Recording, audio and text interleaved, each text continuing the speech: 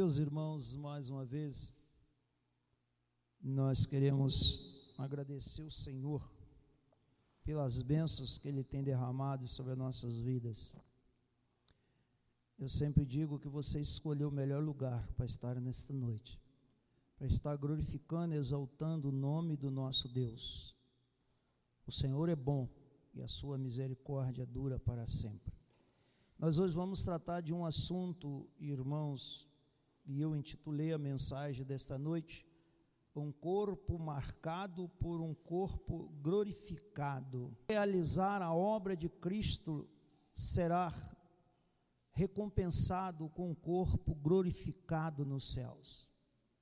Enquanto aqui estivermos, receberemos as marcas por sermos servos, seguidores de Jesus Cristo.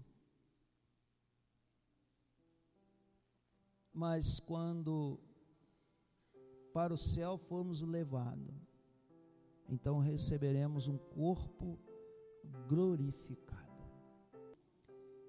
O penúltimo verso desse capítulo, que é o verso 17, quando a palavra de Deus vai dizer, Paulo escrevendo, dizendo: quanto ao mais, ninguém me moleste, porque eu trago no corpo as marcas de Jesus.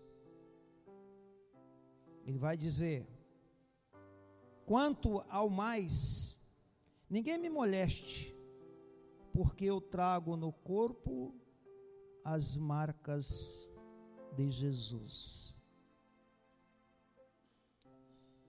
Carta de Paulo aos Gálatas, autoria, não temos dúvida que foi o próprio Paulo escrevendo aos Gálatas, escrita aproximadamente 49 anos depois de Cristo. A Galácia era uma região central da Ásia Menor, alguns dizem que é a atual Turquia. Os Gálatas eram um povo celta que havia migrado da Gália, que é a atual França. O tema central dessa carta, irmãos, é a justificação pela fé. A carta contém 6 capítulos, e nós escolhemos o penúltimo versículo do último capítulo de Gálatas para a nossa reflexão nessa noite.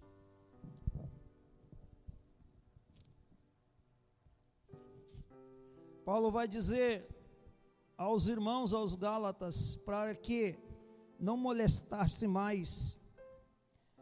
Moléstia é um tipo de enfado, incômodo, estorvo, inquietação.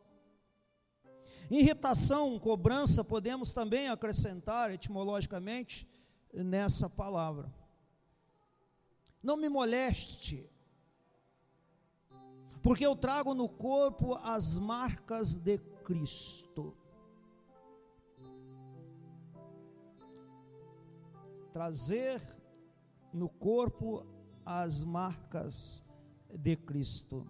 Escrevo eu dizendo: é provado cientificamente que toda marca que seja produzido na pele, no corpo de qualquer ser humano, ela causa um tipo de dor. Ainda que seja anestesiado, após o efeito anestésico, sentimos dor.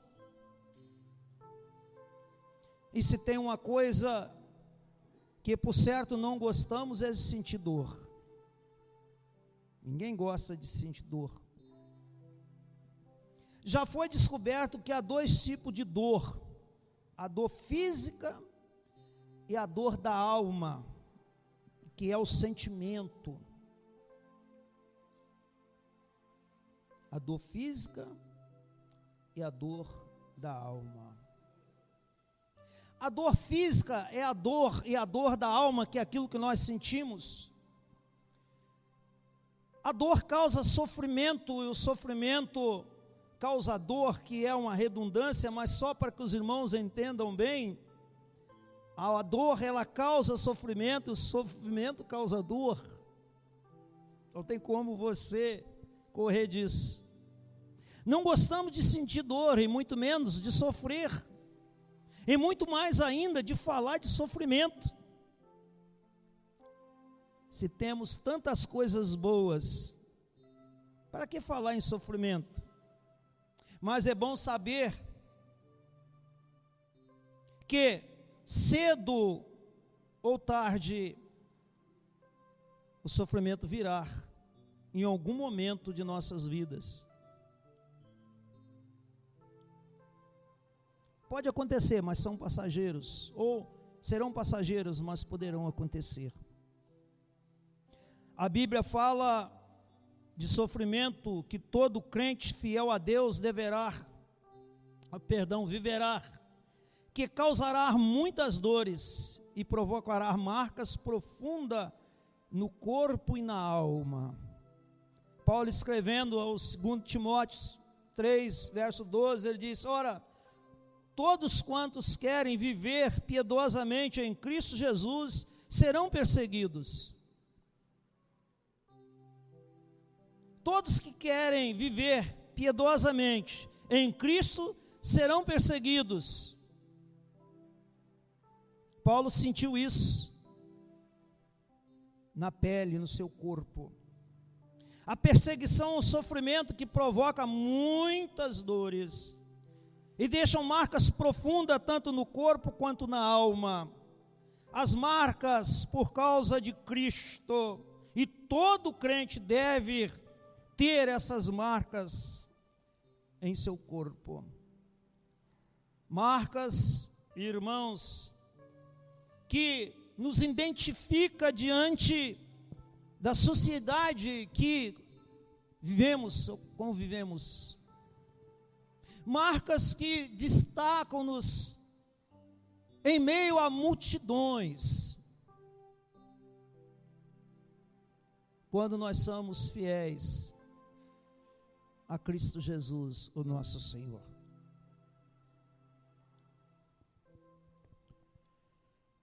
Para este tempo, irmãos, quais as evidências dessas marcas? No verso 17, que nós acabamos de ler, de Gálatas 6, Paulo diz: quanto mais ninguém me moleste, porque eu trago no corpo as marcas de Cristo. Alguns estudiosos, eruditos de nossas literaturas, muitos são os teólogos que dizem que a igreja de Gálatas não fora como as outras igrejas, não tinha problemas na igreja, a ordem espiritual. Então Paulo, ao escrever essa carta, ele teve todo o cuidado em zelar pelos irmãos, não trazendo uma exortação, mas eu diria aflorada, e eu discordo, com todo respeito, discordo de quem pensa dessa forma. Paulo vai dar duas demonstrações que existia uma insatisfação com o procedimento dos Gálatas. Primeiro, capítulo 3, do verso 1, quando ele diz: ó insensato Gálatas. Quando ele está dizendo isso para o Gálatas, né, quem vos seduziu? Ou seja, a igreja era fervorosa, era uma igreja zelosa, mas ela estava tendo estava sendo descuidada demais com o anúncio ou a divulgação das leis mosaicas, da circuncisão dos judeus ou do judaísmo. Isso Paulo disse: ó insensato Gálatas, quem vos seduziu? A outra coisa que também deixa o finalzinho da carta, no seu capítulo 6, o verso 17, o verbo que ele usou é um verbo de cobrança, ou de, digamos, de uma certa exigência, para que eles tomassem cuidado com o que eles estavam fazendo, ou com o que eles estavam vendo dele ou nele. Quando ele diz: quanto mais ninguém me moleste. Pare com isso. Pare com essa, eu diria, desconfiança, essa inquietação, essa irritação, essa cobrança. Quais as razões? para que ele pudesse, e fez, exigiu, para que eles parassem com isso. Porque ele tinha as marcas de Cristo no seu corpo. Várias vezes ele sofreu danos físicos, porque pregava a palavra de Deus. E eu vou comentar um pouco sobre isso agora. As marcas que Paulo carregava no seu corpo eram o resultado das perseguições sofridas, feridas, cicatrizes e um sentimento que as perseguições não acabariam nunca, eram intermináveis. Isso era uma dor da alma, né? E carregar esse sentimento, que isso nunca iria terminar. E por certo, irmãos, só acabarão com a volta de Jesus, quando ele tirar da terra a sua igreja. Mas enquanto vivermos aqui, nós passaremos por perseguições. Esse evangelho fácil, esse evangelho próspero, esse evangelho sem tropeço, esse evangelho, irmãos, que só fala em grandeza, muitas das vezes é falso, com todo respeito. A nossa satisfação ou o nosso bem maior, enquanto aqui vivermos, é a esperança que tem que estar em nossos corações. Essa não pode distanciar de forma nenhuma. Esse é o bem maior. E a outra é a certeza de que nós iremos para os céus. Jesus virá buscar a sua igreja. Paulo sabia que todo o seu sofrimento era resultado dos ataques a Jesus, pois ele havia mudado de lado. Os irmãos lembram disso? Eram aqueles que odiavam Jesus e se vingavam nos crentes, que ele, Paulo, outrora chamado Saulo, fizeram aos cristãos uma grande perseguição. Então ele conhecia bem isso.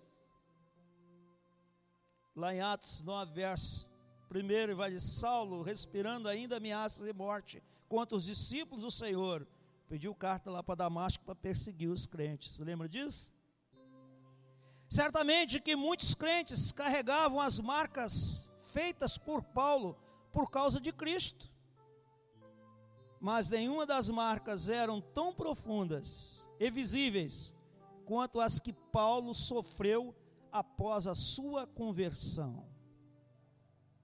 Primeiro que foi ficar cego, depois acolhido lá por Ananias, ter que ser batizado, ter que sair pregando o evangelho, se escondendo, por várias vezes foi apedrejado, recebeu chicotadas por amor ao evangelho, por pregar o evangelho.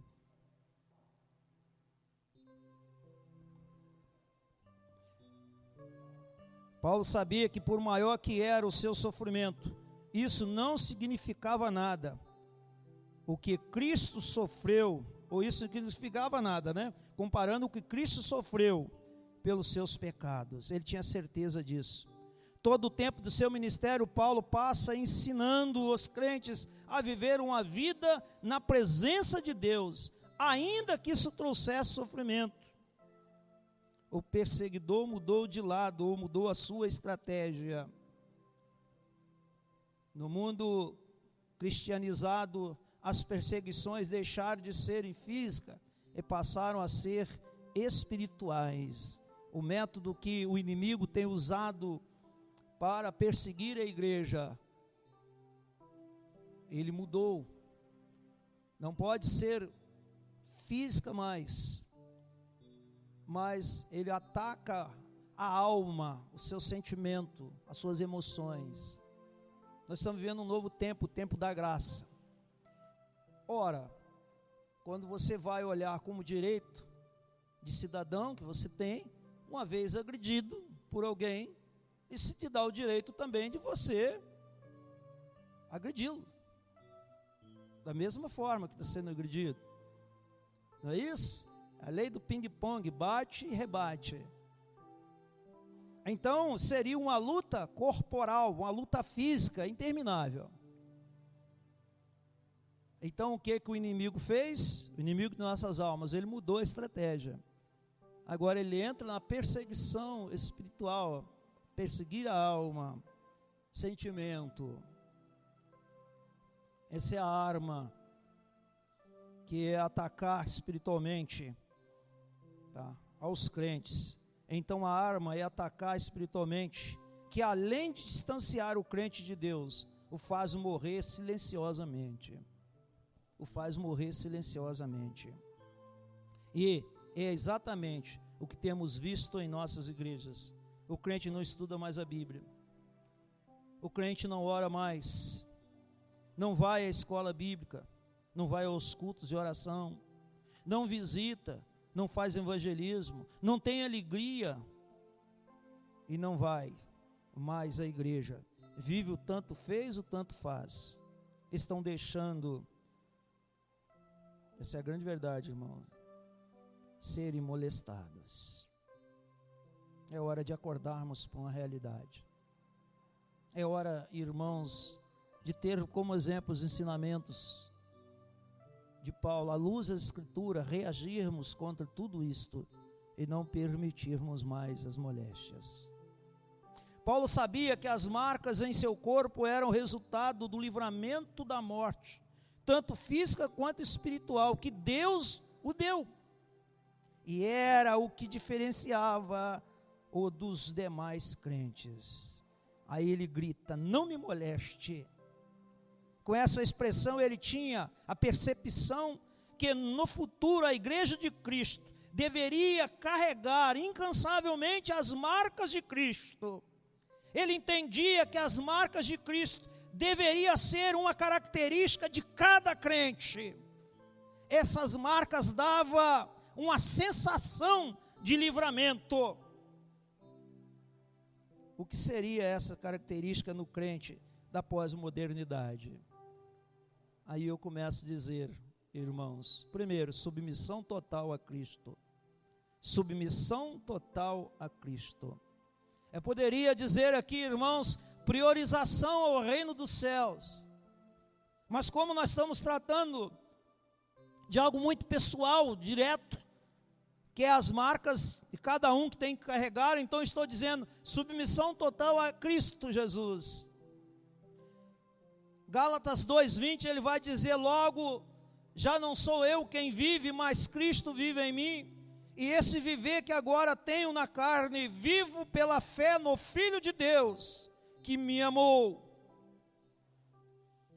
e a si mesmo se entregou por mim.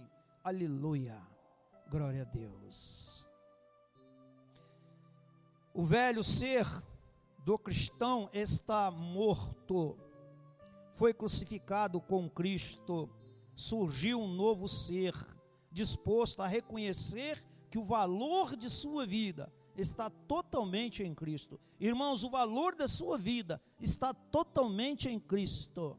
O que vimos foi que Cristo curou, libertou e salvou vidas. O que ouvimos é que Ele é o Filho de Deus, que veio para salvar o que tinha perdido, e é o único que pode salvar o pecador. Não há outro, só Jesus Cristo salva. Nós não podemos deixar de falar das maravilhas ou da maravilhosa graça de Deus. Queiram, ouçam, queiram não, nós temos que testemunhar dessas verdades. Só o fato de dizer, você falar, olha, a verdade liberta, conhecereis a verdade vos libertará. Você está falando de Jesus. Só o fato de você dizer, olha, Cristo salva, você está falando de Jesus. Só o fato de você dizer, Deus te amou de uma forma imensurável, você está propagando a palavra de Jesus, trazendo esperança àqueles que não têm mais esperança. Terceiro, fidelidade total. Então eu vou repetir, submissão total a Jesus Cristo, testemunho pessoal de Jesus. E terceiro, fidelidade total a Cristo. Apocalipse 2:10. No finalzinho do verso de Apocalipse 2:10, eu gosto demais disso. Quando ele diz, ser fiel até a morte, dar-te-ei a coroa da vida. Não é uma coroa de ouro ou outra qualquer. O que Jesus está dizendo é vida, vida eterna. A fidelidade total a Cristo nos dá vida eterna. A condicional é a nossa fidelidade. Fidelidade duradoura, ainda que nos custe morrer. Olha só que coisa, eu entendo dessa forma. Hebreus 10, do 35 ao 39, eu quero ler com você o que diz a palavra de Deus. Portanto, não lanceis fora a vossa confiança, que tem uma grande recompensa. Necessitais de perseverança, para que depois de haverdes feito a vontade de Deus, alcanceis a promessa. Pois ainda em pouco tempo, aquele que há de vir virá, e não tardará. Mas o meu justo viverá da fé. Se ele recuar, a minha alma não tem prazer nele. Nós, porém, não somos daqueles que retrocedem para a perdição, mas daqueles que creem para a conservação da alma. Dá um glória a Deus aí, meu irmão. Aleluia! Não retrocederemos jamais. Aleluia, diz a palavra de Deus. É bom lembrar que para sermos fiéis até a vinda de Cristo, passamos por muitos desafios que nos causarão dores e sofrimento, que resultarão em marcas profundas, que serão apagadas quando recebermos o nosso corpo glorificado. Está lá em Romanos 8:30, ele diz, e aos que predestinou, a esses também chamou, e aos que chamou, a esses também justificou, e aos que justificou, a esses também glorificou, diz a palavra de Deus. Eu quero terminar aqui, meus irmãos, dizendo, as marcas não existirão mais, e faremos parte da grande multidão, Apocalipse 7, verso 9, que já passamos por grandes tribulações,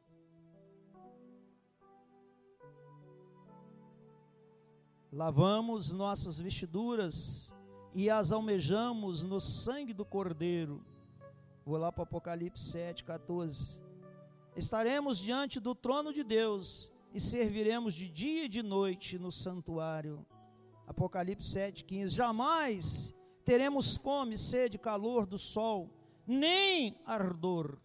Apocalipse 7, 16. Pois o Cordeiro nos apacentará, guiará-nos às fontes da água da vida, e Deus enxugará de nossos olhos toda lágrima. Apocalipse 7, 17. Carregamos as marcas de Cristo,